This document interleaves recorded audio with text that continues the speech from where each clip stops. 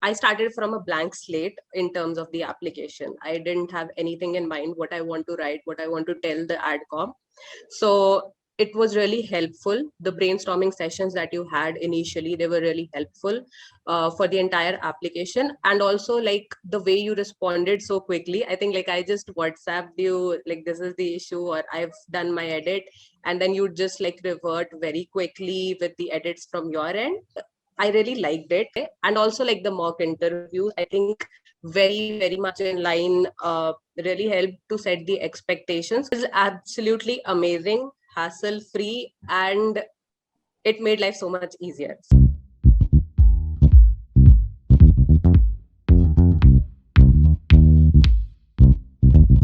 Hi everyone, this is Piyush Ranjan and I'm the founder and chief consultant of Management Masters. We are a boutique admissions consulting firm for the top MBA programs in the world. Today we have someone very, very special with us. She worked with us to apply to ISB, one of our dream schools last year. And in 2 days time, she's going to start her journey at ISB. So without further ado, let's hear it from Shikha. Welcome, Shikha, to the interview. Thank you so much for agreeing for this. Could you just give a brief background about yourself? What did you study and what did you do before applying to ISB? Sure. Hey, hi Piyush. So a brief introduction about myself. I did my BTech in software engineering from Delhi Technological University. I passed out in 2017, and right out of college, I joined McKinsey. I joined McKinsey in the data analytics practice, and after almost 2 years with that practice, I did like a brief stint with the transformation practice. And finally, for like almost the next 2 years, I was working with their procurement practice before I resigned to join ISB very recently. Sounds absolutely very, very interesting and very fantastical for a lot of candidates, right? Because McKinsey is sort of a dreams company for Yeah. everyone. So, could you tell us a bit more about the kind of work that you were doing and how did that really motivate you to apply towards an MBA program? Sure. So since I was working with their knowledge network, so primarily I started with the data analytics things, and so everything was like very data centric and all things related data. But also as I progressed in my role, I got more and more opportunity to kind of explore more things about the business aspect, the bigger picture, and what was actually happening. So that's when like it piqued my interest, and I was like, okay, so I probably want to move just beyond doing data and do more, right? So that's why I also wanted to kind of explore some specific things, and that's why the procurement to like learn what is there, how it goes. And there also like the work was a mix of data and other procurement knowledge related stuff. But yeah, somewhere in between, I realized that, okay, I really want to kind of full-fledged get into consulting. And that's basically when, I was like, okay, I need to get an MBA. And my logic for that was, so, like people would be like, okay, you could have switched like within McKinsey, right? That's an obvious question that comes up. That was But my so for follow-up me, question, basically. yeah. So for me, the thing was that I wanted to switch into consulting, but then I wanted to go in there with some basic understanding of business. Like, so till now, it had been quite technical. So, you consider the background. So I've done my BTech, then I worked with data and everything. So considering that, I really wanted to go in there with at least some basics sorted. And that's why I thought, that doing an MBA would really help me out to go there prepared, at least with the basics. Yeah, that makes a lot of sense. So how did you decide like that you would want to apply to ISB? And like did you have any specific criteria of choosing which schools you would want to target? Yeah. So I think like B school selection is one of the very important and one of the really complex things that any person who's applying has to go through. So when I thought about it, so of course, like anyone would want to get into a top B school, right? Yeah. But for me, like the next filter was, do I want to kind of do it in India or abroad? And that was like, do I want to commit to like staying outside, right? If I did my MBA from somewhere outside India, that would have been kind of a commitment to be there for the next n number of years, right? So it wasn't a case when you could be like, okay, I did my MBA from, let's say, Europe, and then I come back just after my MBA. And no, right? I mean, for the ROI and other things to work out, you need to be there for like a number of years. But I knew that, for like at least the next few years, I want to be in India. So I mean, maybe in the future, yes, go outside or whatever, but that's like later on. But for the next few years, I definitely wanted to be in India. But also I was clear that, I want to shift into like consulting. So that's why ISB kind of ticked all the boxes for me in terms of one of the top B schools, but in India, and like great stuff on their placements and everything with the top Indian firms. So that's why I kind of decided that, ISB would be kind of the goal for me. Makes a lot of sense. Thank you so much for sharing that, Shikha. Just to go a bit before that, right? So when it comes to the MBA application process, there are so many different elements that go into it, right? So you have to start with your GMAT or GRE prep, and then you choose your B schools accordingly. If you've chosen already ISB, that's one school that you would want to be there. You need to work on those GMAT, GRE scores as well. And then you also need to work on the essays, right? So let's very quickly just go through all these different aspects. And specifically in your case, because I remember that you started, you took your GMAT fairly early, right? Before the actual applications began. So how did you work on your GMAT, and what was the strategy that you were looking at while preparing for the GMAT? Could you tell us a bit about that? Sure. Yeah, sure. So I kind of decided around, after like mid of 2019 that I really want to go ahead with this and do my application in 2020. So I started fairly early. So I started my prep around September 2019 for GMAT, right? Mm-hmm. So once I started to go through the resources and all, I realized that, my basics were pretty good. So what I did was that I realized that, okay, I just need to brush up the basics, go through all the concepts and everything, and then give a lot of mocks. So that was basically my strategy for, preparing for GMAT. So I didn't take any other course or online, offline, anything else. So I just did some stuff from OG and then just a lot of mocks. That was the strategy. And so since I started from September, so in December, we have like a year-end break for like 15 or so odd days. So I was like, okay, I should probably kind of end brushing up the concepts before that, so that you could, I could give mocks during that duration without any disturbance or thinking about work and all. So that's what I did. And so December and like first part of January, I have a whole lot of mocks.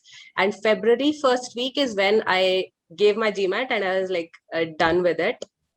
So yeah, in terms of GMAT prep, that was like what my timeline looked like. Because so the logic behind starting early was that I didn't want to rush through it. And I knew that, come 2020 and the workload is going to increase. So during the year end, the workload kind of, reduces as you come nearer to December. So that's why I was like, that's the best time to leverage for giving GMAT, because I wouldn't be stressed about work. So that's why I wanted to kind of go ahead and do all the stuff early that I could manage, so that it gets done in time without us stressing out. That makes a lot of sense. But I want to also have a follow-up question here, right? Because there are so many professionals such as you, especially like since you're working in the consulting domain, right? Already the kind of workload that you would have would be immense, right? And it applies to so many other people as well. And that often leads to people struggling with the preparation and devoting enough time to GMAT, right? So is there something that you would want to suggest? How did you manage the timeline for GMAT while maintaining that full-time profession that you have, which is also very, very time-consuming and demanding, right? So any suggestions in that with that particular aspect? Yeah, so definitely start early. That would be like one thing, because I know like work around last year, May, June became insane. You can imagine like COVID and all. So consulting firms were going crazy with work, and so were we. But that's when I was like, okay, thank God I was done with my GMAT. Otherwise, studying right now would have been such a pain. So I think like since I planned it out well, I started in September thinking that, December would be relatively light, and then I'd have like 10, 12 days at the end to kind of focus and give my mocks without any worries about anything. That really worked, because then I didn't wait for long, and February, like first week itself, I booked my slot and gave my test. And thankfully it was offline. So that was another amazing thing that happened, because we all know like start March and then COVID and everything, then online GMAT. So thankfully I was able to kind of, avoid all those things, because I kind of started really early. So just like, I think that you should think about, I feel that everyone knows what kind of workload they're going to see in the next few months, right? So just plan accordingly. And if you feel that, okay, if application deadline is in July and all, and May and June is going to be very hectic work wise, then probably start a bit earlier. That would really help you out. Like, trust me, that takes off any stress you'd ever have in the application process. Yeah, that makes a lot of sense. So if I take out the key aspect that you're saying is basically planning out things very, very nicely, while keeping in mind the constraints that you're going to face anyway, right? So Exactly. if you know that you're going to have a lot of time which will be focused on work, then maybe start taking, instead of having like just 1 or 2 months for GMAT, maybe have 3 or 4 months instead of that. Yeah, Right? exactly. It makes a lot of sense, yeah. And also, when it comes to the planning aspect, right? In your case, it was very, very interesting that we started working on the ISB application very, very early, right? So could you tell us about a bit about like what was the application strategy and why did you really start working that early for your applications? Sure. So once I was done with my GMAT, I started with my research of like who I want to work with for the application. Because the thing with me was I was very clear that uh, I wouldn't be able to write my essays. So I knew that it's difficult for me to come up with stories. So I had a lot of stories, which I realized after working with you. Right, that was like after our all problem solving sessions.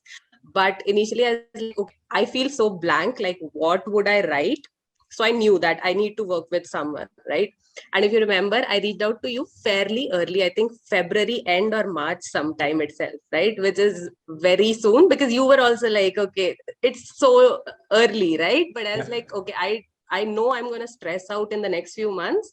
So I want to start like immediately. So yeah, that's what I did. I started off early for application strategy. So I think the thing we did really worked out. So we started off real early in March, I believe. We had those brainstorming sessions with you, which like really helped me kind of get my stories out. And the other great thing we did was, so which was like your idea, that we had questions, the essay questions that ISB had put up in the previous application cycle. So we kind of took them up and we prepared our essay based on that. And that was, I think, really helpful, because when the actual questions came in during the R1, pretty similar, like quite unchanged. So I was actually done with my essays even before the application was opened, right? So a few tweaks depending on like minor changes in the question we did.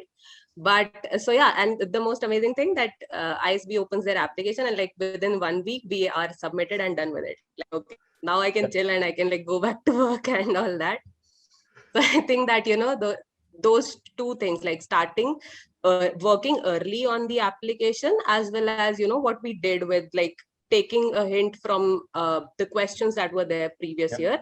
These were the two things that really helped to get the application done very quickly, which eased out any stress. Yep. And in fact, this year it's going to be even easier because ISB has already released their essay questions and they are exactly the same as last year. So Okay. if somebody That's is even more amazing. yeah, so if somebody is taking a cue Yeah. from last year's questions, they are actually the perfect essays. Yeah. So just going into the essays, right? Like you mentioned that you started from a position where you did not really believe that you had a lot of story. You had a lot of stories, but you sort of were not sure what stories to use. But then how did you exactly, or how did you approach the essays finally when it came to writing down the essays? For example, I think, let's say if we pick the first essay question from ISB, that is one personal quality that will help you become a successful leader. So how did you go about these questions and elucidate your experiences?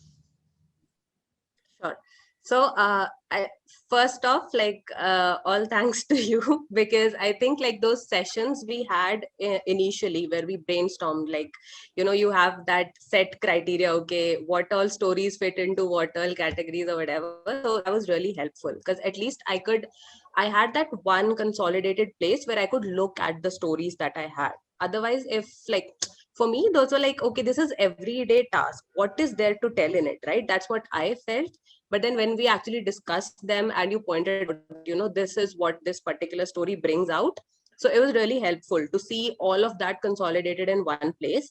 And then when I came to that question about, what's like your personal leadership style or whatever, it was easy because like I knew what I wanted to write, and I know what my leadership style is. So I am a people's person, so I am very people centric, even if you talk about leadership, right?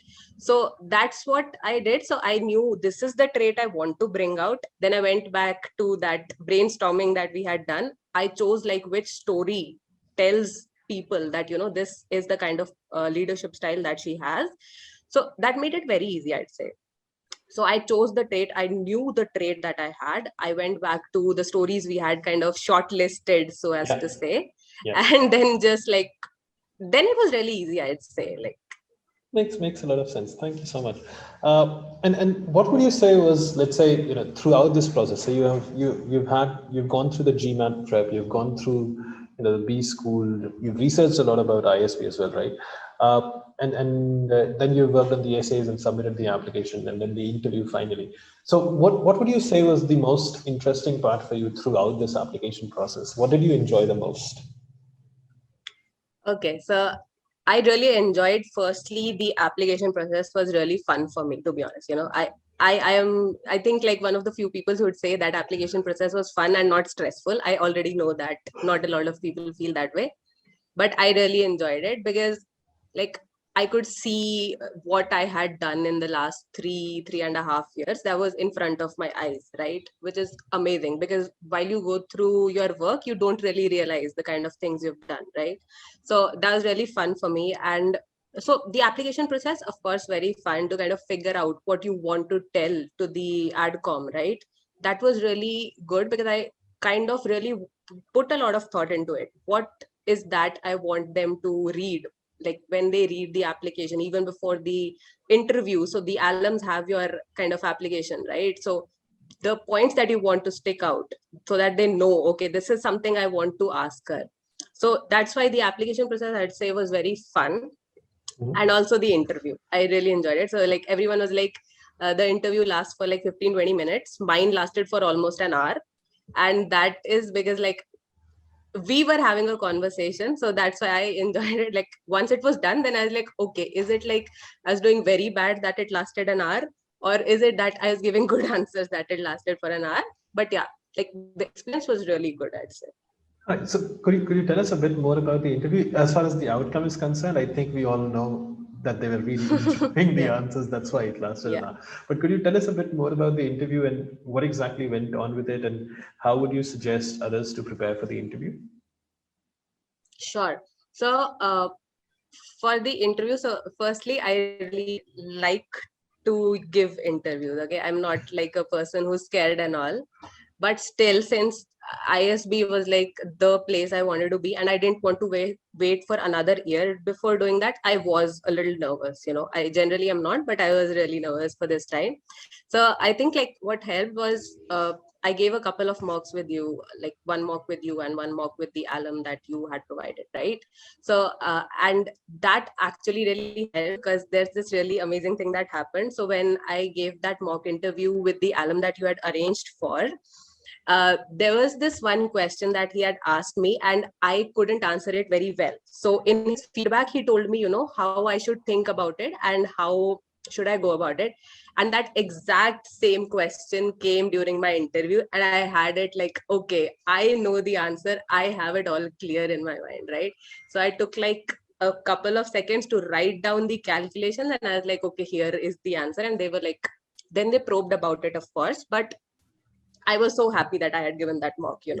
That really helped. So that was like, okay, that was great. And about the interview experience. So I think there were 4 alums and 1 AdCom member. So the AdCom member was just a silent spectator, but there were like 4-5 alums.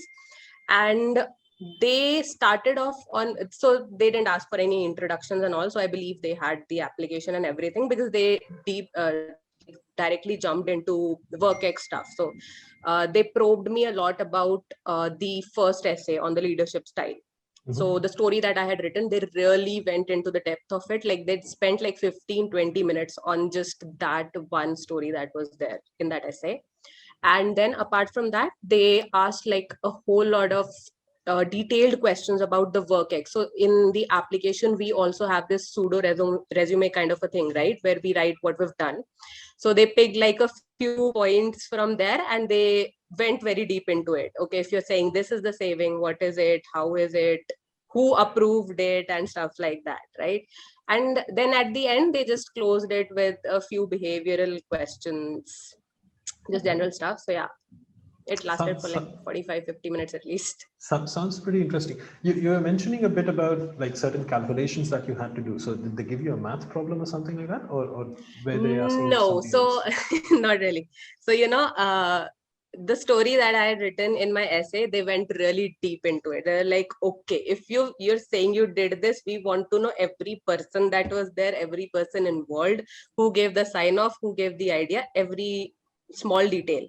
And that project, actually, I had also mentioned some details, like there were savings of so many hours or whatever, right? So then they were like, tell us exactly how you came to this calculation of so much hours of saving. So that is something, they asked me to like calculate and break it down completely. Okay, so that makes a lot of sense because that basically ties into whatever you had actually put forth in your application. So if you had said exactly. So sorry. They kind of made it into a case study. It wasn't a case study, but it still was a case study, right? So it's I think what we can take out from this is basically whatever you've put in your application, you need to be very thorough with it. You cannot just put I've saved $1 million for my company without having that substantiation. No, absolutely not. You have to be very, very, very thorough. Like they will like read it. They will pick up any random word that you mentioned, and then you'll be grilled to no ends.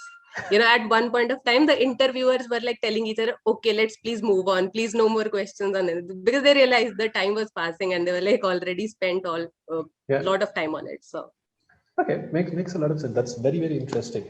So, now that you're going to ISB and you're going to start with ISB in 2 days, right? What makes you super excited about ISB? What is the most exciting part for you? The most exciting part, I'd say, is getting to know people. Like I've already got to know such diverse group of people. So there's like people from Navy, people who are doctors. So I'm like, I cannot imagine, like, I'm so curious, like, why are they coming here, right? So, and it feels like they'll be able to tell me so much, like a lot of different things, which I probably have not come across till now in my life. So that's something I'm really excited about. Makes a lot of sense. Before we move on to the next aspect of our interview, a very quick thing that we would want to have is like if you could tell us how your experience was working with Management Masters and give us small feedback, that would be absolutely wonderful. Definitely. I think I've already said this a lot of times during the last 10-15 minutes, but it was absolutely amazing, hassle-free, and it made life so much easier. So as I said, I felt that, I started from a blank slate in terms of the application. I didn't have anything in mind, what I want to write, what I want to tell the AdCom. So it was really helpful. The brainstorming sessions that you had initially, they were really helpful for the entire application. And also like the way you responded so quickly. I think like I just WhatsApped you, like this is the issue, or I've done my edit. And then you just like revert very quickly with the edits from your end. So I think that kind of also was something really, I really liked it, because I kind of become impatient once I've done my piece of work. So I need to, why is the other person not doing it? So that never happened with us. So that was really amazing, I'd say. And also like the mock interviews, I think very, very much in line, really helped to set the expectations, because the kind of questions that came up in the actual interview were on the lines of what I had already faced. So I wasn't at all like blacked out or anything during my interview, because it was like, I've done this, I know it all. And yeah, so you had already told that, be thorough with every line what you've written. So I just did that, and that's why I think like everything went really smooth. Okay, sounds perfect. Thank you so much for that. That's very kind of you. Now we move on to the last section of our interview, right? This is going to be the rapid fire round. We'll just ask you some random 5-6 questions, and with expecting very short one-liner or one-word answers, right? So let's start this. There are no coffee hampers though. So just so we keep the expectations aligned. All right, let's start with this. The first question that I have is, what is the biggest myth about MBA applications that you have realized through the process? For me, it would be that it's really stressful, because if you plan it well, it'll go well. You won't have to face any stress. Okay, sounds interesting. Now that you've seen, obviously you are going with an experience of 4 years, almost 4.5 years, but then you have also seen a lot of people who come from different backgrounds at ISB. What do you think is the optimal work experience before somebody applies for their MBA? I would say that's my personal opinion, 3 years, but we all know people with even 2 years of experience or even 15 years of experience are coming. But I felt comfortable at 3 years, so that's when I applied. Absolutely. What is the biggest challenge that you faced during your application journey? Okay, this is interesting. So in terms of challenge, yeah, I think only the first half of it, when I hadn't started working with you, I was just a bit worried that, I don't have any stories. How will I write my application? What is the one thing that you wish that you knew before getting started with your MBA application journey? Okay, I don't really think there's anything. Like I said, for me, it was really smooth. So since I didn't face any problems or any stress, so I think I did it fairly well. I listened to my own instinct and planned it out fairly advanced. So just do that. Trust me, you'll love the process if you just do this little thing. All right, sounds good. What is the one club or society at ISB that you're really looking forward to be a part of?